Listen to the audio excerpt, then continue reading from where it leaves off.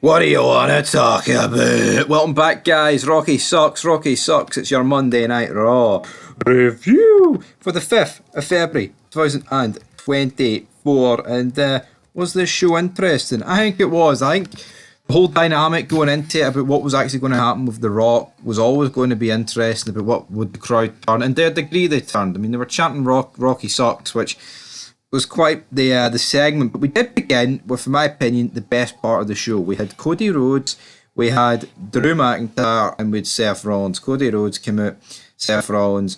What do you want to talk about? These two are talking. He's like, let's cut the crap. Let's get some answers. Are you going to fight me at WrestleMania? Then Drew McIntyre's like, you know what? I hate CM Punk. Seth, you're the guy that hates him as well. Big man, Scooby-Doo.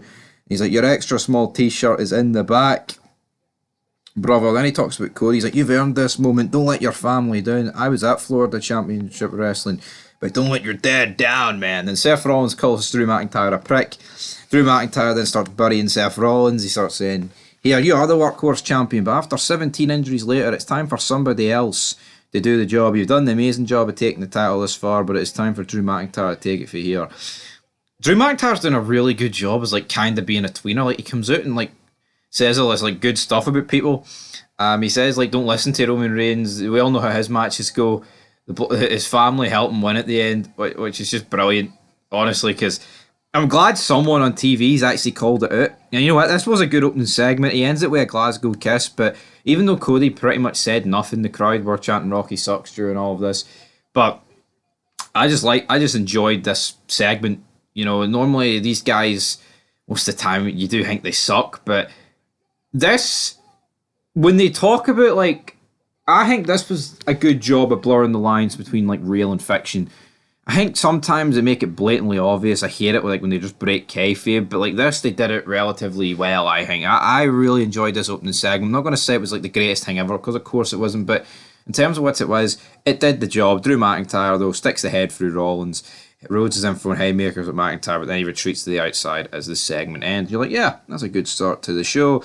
But then we get our first match, which is the New Day taking on Imperium, taking on DIY, taking on the Creed brothers. I predicted DIY to win this match, and I was absolutely right, big man. DIY hit Vinci with the meeting in the middle, and they pick up the victory. So I'm not really too surprised about that. I called it, and to be honest, that's exactly how it's going to go. We then get Shayna Baszler cutting a promo, so we're getting qualifier matches tonight for the Women's Royal Rumble. That's what I like to hear. Qualifiers. Don't like when people just get announced for shit like that.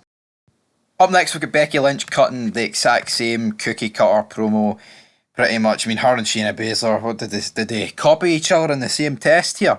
Last time I fought Shayna, I wanted to beat her because my title's on the line, but this time when I fight, I need to beat her because my future is on the line.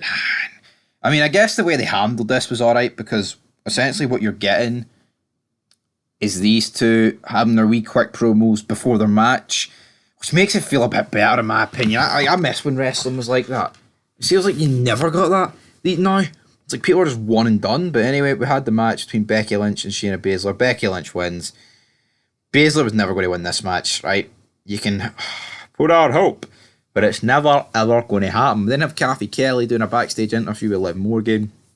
Liv has returned since the Rumble, of course, and she thinks that Zoe Stark's incredible, but respectfully, these girls have nothing to do with her business. And yeah, she's going to get her revenge against Rhea Ripley later on this year when she wins the Elimination Chamber corner, because I believe it's those two in a qualifier for next week, so we'll have to see. Adam Pearce then gives McIntyre a fine for headbutting Seth Rollins. He says he wants to maintain some order.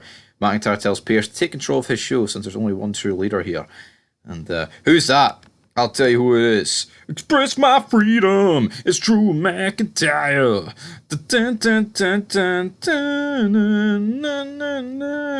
Rhea Ripley comes out and is like, yeah, Becky Lynch might just qualified, but I don't care about qualifying matches. I want Nia Jax. Adam Pearce then comes out. He's like, hold on, you know, this is not the time for this. We both know it, damn it. Nia Jax then runs out, get into a massive brawl. So it looks like you're going to get Nia Jax against Rhea Ripley at the Elimination Chamber. Pretty big match because, you know, Rhea Ripley returning home to Australia. So there's that. But I mean, again, is it? How big? How fucking Are we going to pretend that's like the greatest thing ever? No, I mean, Rhea Ripley, right, it'll be nice for her, and it'll be nice for people in Australia. Hell, they'll probably give her a really loud pop. But at the end of the day, like, what does it do for people elsewhere? Like, there was, like, you look at the Puerto Rico show, I mean, yeah, I massively benefited from that, right? Being a hot crowd, but the only Selena Vega, of course, and then you had, like, obviously Bad Bunny. Is it going to be that hot for Rhea Ripley all night? I'm not too sure. Michael Cole plugs the upcoming WrestleMania 40 press conference in Las Vegas, so I'm looking forward to that. Seeing The Rock and Roman Reigns face to face. Again, it's kind of cheap in a way because, like, The Rock's obviously going to be there. I mean, he has to be there. Weird if he wasn't. Reigns is going to be there. It's like the only match that we care about. Oh, let's talk about all these other fake wrestling matches. No. What we want is Rock Reigns. Are you going to get these nerd people asking them about that? But again, are they going to... Is there going to be, like, reference to McMahon? Are they going to ask them about McMahon and his allegations? I mean, potentially. Valhalla then is in our mixed tag team match because she's teaming up with our wee buddies, the Viking Raiders, taking on Alpha Academy. This like 2-on-2 match. Ivar picks up the victory here. This feud has went on for about 10 years. Honestly, man, when this feud began, Benoit was brushing his teeth in June of 2007. Nothing had even happened yet. And 17 years later, we are still barking about the same match. Like, back in the day, man, you feuded with someone for like 2 to 3 months and that was it, because that's all you needed. This has been going on since, honestly, when was the last time you tuned in to Raw and these two haven't actually, like, competed against each other? Honestly, man, I do not understand anything. I just do not understand anything, man. Anyway, just an absolute fucking disaster. An absolute catastrophe. Do not get this in the slightest. It needs to go. It's ruining the product for me. Like, seeing the same old shit. It's bad enough, right, that I think today's roster's gash, but seeing the same bad people compete against each other, Jesus. It's awful. R-Truth then interrupts the Judgment Day's meeting. He still thinks he's part of the family. Then Damian Priest tells R-Truth to make himself at home inside their clubhouse.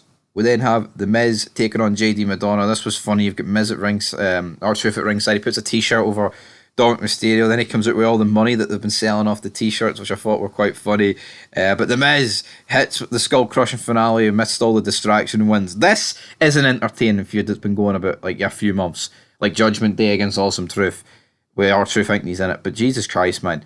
The other way about it, you look at other feuds, man, it's so dead. At least it's like reinvents itself like every week. It's something different. So it's funny. It's R-Truth and like Dominic and Priest. And I think they just pull off a bit of comedy. Valhalla and the Job Squad taking on Alpha Academy, man, is doing nothing for no one. Honestly, absolutely horrendous. We then have Braun Breaker. He's arrived at the arena for his meeting with Adam Pearce. How's that going to go down? Is he going to join Raw? Is he going to join SmackDown? I'm not too sure. We'll have to wait and see, won't we? We'll absolutely have to wait and see. We then get our video recap. CM Punk, he's getting surgery for his torn triceps. He then says that his comeback's going to be the greatest of all time. So I really hope it will be CM Punk, but I'm not sure. We then have Gunther's 600-day celebration. Jey Uso, looks like it's going to be Gunther against Jey Uso. Not an Elimination Chamber, bear in mind, because guess what? What's that, Big Stevie? Because we don't do that around here, buddy. No. Gunther's not allowed to leave America, I believe. For whatever fucking visa issues, I don't know. It's because his title reign's that bad, no country wants to be blessed by him. Probably. I mean, that wouldn't actually surprise me if that could be, if I'm being brutally honest about it. But at the end of the day, let's talk about it. Let's talk about it. Gunther. And then to end a completely underwhelming and boring segment, Jey also like charges at Gunther after he gets shoved. And he botches it. I just fucking hate Gunther. I don't... Overrated, fat, flabby mess, right? Honestly, every promo he does and every, like... an arc, storyline. It's not even storyline. Every feud that the guy does is the same fucking pish. He just claims to be better than them, bullies them a wee bit. We've seen it with The Miz, we've seen it with Chad Gable, we're going to see it with Jey Uso. Fucking change your act up, mate. You stink out the joint, you big fat smelly bastard. Anyway, Nakamura, he cuts a promo. Cody, you want to fight me so bad. Fine. You chose a ballroom match because you thought it would bring you an advantage. Only bring an embarrassment to your name. Cody, no, Cody. Anyway, yeah, we got blood tonight in that match, I suppose. I'll take my W's when I can, actually. We now have the fifth match. We've got the Kabuki Warriors against Katana Chase and Karen Carr. Like I said in the preview, not a chance Kabuki Warriors were going to lose this match. And guess what? They didn't. We then got a sit-down interview with Sami Zayn. If you haven't seen our video earlier, make sure you check it out, where Sami Zayn is like a little bitch, right? Honestly, he's an absolute jabroni, is Sami Zayn. Because what did he do, troops? What did he do? He called out the universe, the WWE universe, man, player. What do you mean? There's wars going on in Iraq and all that shite. And what did he do? His fucking arse collapsed. That's what happened to Sami Zayn. The guy's an absolute bum. He deleted all his tweets. So when he comes out here and says, well, actually, I think I'm top man. I think I'm the dog's bollocks. No, Sami Zayn, son, you're fucking pish. Make no mistake about it, son. I do not rate you. Alright, buddy. And you're not main event level. Right? So what about being a champion? Do you feel like you're a mid-card or Sammy? Rocky Balboa. Then he starts talking about Rocky. It's like, hold on. He starts talking about Rocky. It's easy to talking about Rocky. No, he should have did, right? He should have, shout out to Carl Weathers, but I'm going to make a Rocky reference here. But no, it doesn't even do that. R-Truth fighting JD Madonna next week. We've got Jey Uso and the New Day taking on Imperium, and we've got Liv Morgan, like I said earlier, against Zoe starting a qualifier match. But that leaves us to our main event. We've got Cody Rhodes against Nakamura. This mini feud's doing nothing for me. Hell, there was blood. It made it a wee bit more entertaining. Cody Rhodes wins with the Crossroads. No real surprise there. Drew McIntyre then attacks Rhodes from behind and hits him with a Claymore to close the show. And, right, this is pretty much is what happened here. The Punk got injured and Cody's took his place because with Seth Rollins injured, Cody Rhodes can't feud with him until Mania. Realistically, he can't do anything physical. I know there was a headbutt earlier, but you get my drift. So that's why Drew McIntyre's now completely shifted his attention to Cody Rhodes. And you know what? Drew McIntyre has been the MVP for me the last couple of weeks on Raw. His heel work's been pretty good. Anyway, guys, this show, it wasn't the worst Raw I've ever seen. I'm going to get a 3 out of 10. At least they're not completely blanking the anti-Rock stuff. They're kind of working it into stories, which is the smart thing to do. But here, we'll have to wait and see whether or not that match will go ahead. Personally, for me, I think it will, troops. But anyway, till next time. Peace.